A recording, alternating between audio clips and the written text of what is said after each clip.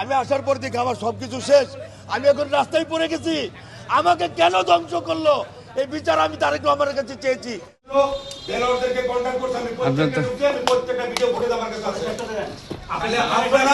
আপনার বাড়ি আপনার জায়গা হলে আপনার বৈধ আছে, ঠিক আছে?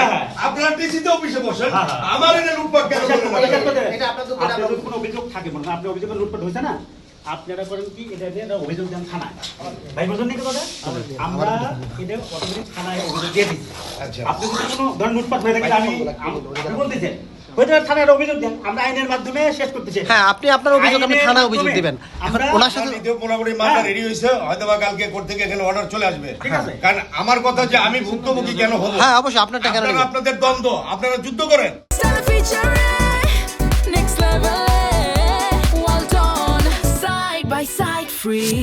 সৌদি বাবু নামে এক শীর্ষ সন্ত্রাসী আমাদের এই জায়গাতে এসে গত 5 তারিখে আমরা আমাদের বাড়ির সংস্কার কাজ করতেছিলাম, এমন অবস্থায় 200 থেকে 250 পোলাপান কিশোর গ্যাং সন্ত্রাসী এসে আমাদের মিস্ত্রিদের উপর অতিরিক্ত হামলা করে এবং হামলা করে আমরা জীবনের বাইরে পাশের বাড়িতে যায় পালাই।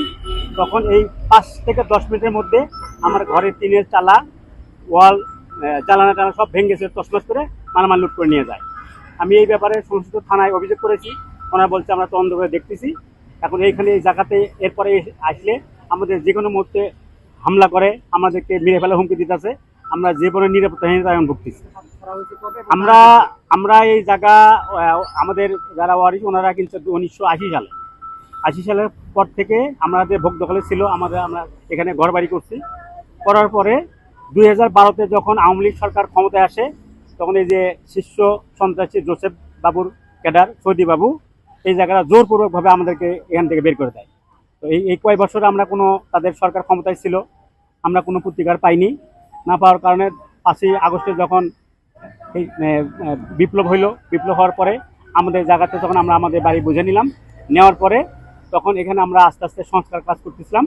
এর ফাঁকে ওরা বিভিন্নভাবে আমাদেরকে হুমকি ধামকি বিভিন্নভাবে শীর্ষ সন্ত্রাসী দিয়ে আমাদেরকে মেরে ফেলবে।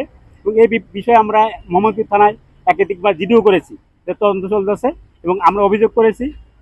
এখন পর্যন্ত আমরা কোনো আইনের প্রতিকার পাইনি। পুলিশ, আমি মাননীয় প্রধানমন্ত্রীর কাছে আপনাদের মাঝে আবার চাই, এই এলাকার সুষ্ঠু সমাধান হোক। এই সন্ত্রাসী কর্মকাণ্ড কিশোর গ্যাং ভাড়া নিয়ে আসছিল, আর এখানে জায়গা বুঝিয়ে দিতে হলে কোর্ট বুঝিয়ে দিবে অথবা ডিসি সাহেব আছে বুঝিয়ে দিবে। সেটা বাদ দিয়ে সন্ত্রাসীদেরকে এনে আমার সমস্ত মালামাল লুট করলো কেন, আমি আপনাদের মাধ্যমে জবাব চাই, সুস্থ তদন্তের সঙ্গে বিচার চাই।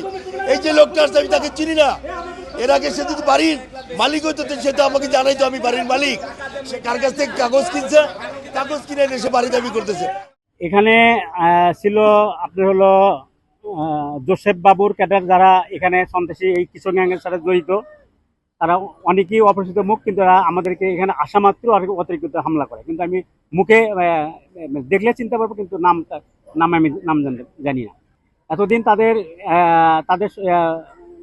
এখানে যে কিশোর গ্যাং, এই কিশোর গ্যাং এই মোহাম্মদপুর এলাকা আপনারা সবাই জানেন যে এখানে কিশোর গ্যাংয়ের যে অবস্থা, এখানে আমরা তো দূরে কথা, সাধারণ মানুষও এই কিশোর গ্যাংয়ের ভয়ে এখানে দিনের বেলাও চলতে পারে না। আর আমরা এখানে আসতেছি, আমাদের কাছে চাঁদা দাবি করতেছে এবং আমাদেরকে হুমকি দিতেছে।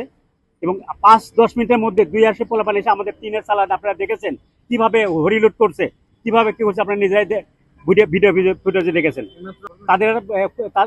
তারাই এই শীর্ষ সন্ত্রাসী সৌদি বাবুর ভাড়াটিয়া কিলার, তারা আমাকে প্রতিনিয়ত এখান থেকে মব সৃষ্টি করতেছে, ত্রাস সৃষ্টি করতেছে, যাতে এখানে আমি না আসতে পারি।